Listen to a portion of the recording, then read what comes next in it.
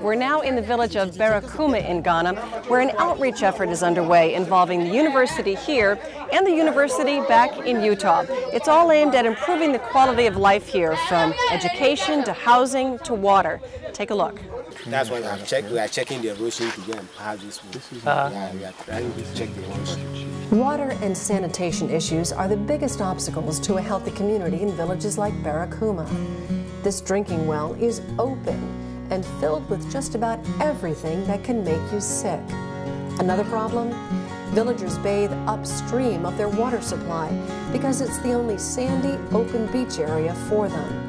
But they'll drink and cook with this same water. Not surprisingly, waterborne illness was claiming the lives of villagers under the age of 18 in unusually high numbers. Child could eat a great deal, but was not growing according to the intake of the food. Kind of a wasting disease. Yeah. Waterborne diseases are very prevalent.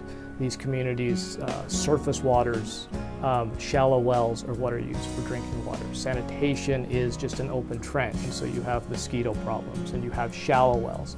So our work has been to take the water resources that they have and then show them how to protect their wells, such as putting a top on it so that debris doesn't fall in, using clean buckets so that the bucket doesn't get set in the goat manure and then lowered back into the well. That keeps the water supply clean. And then as far as sanitation, how you can simply design, engineer, and build a latrine so that the waste that's generated is isolated from flies so that they don't spread disease back to people. At the advent of your program, the disease has rather vanished. Wonderful. Yeah, the citizenry here has learned a great deal from especially our white friends from Utah. Helping to improve water and sanitation was just the start. You see, if adult villagers are healthy, they can spend more time farming. If children are healthy, they can spend more time in school. It's an upward spiral of success on many levels: health, nutrition, education, and the environment. What do you hear from the residents in the village? How much are they liking this? They have been very, very encouraging, and I think the hope that they know that this program will bring them is making them come forward to us.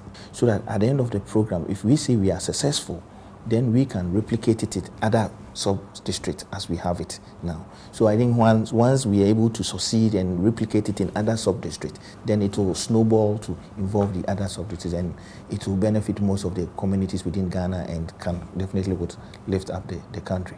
The key is when they take the project over.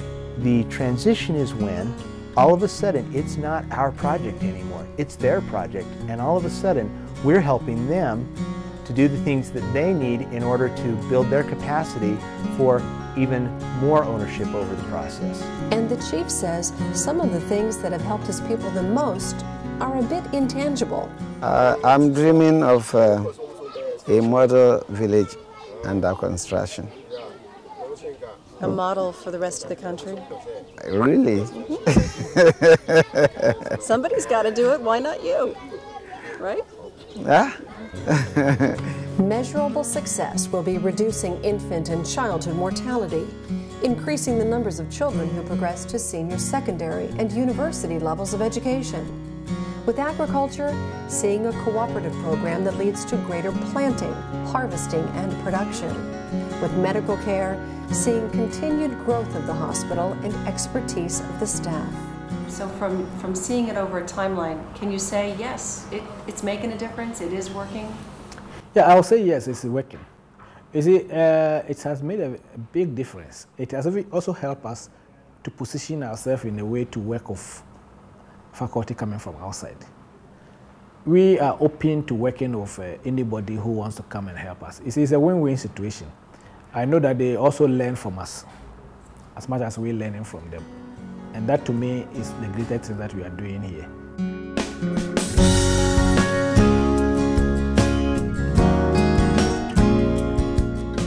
How good is it for the Americans who work here?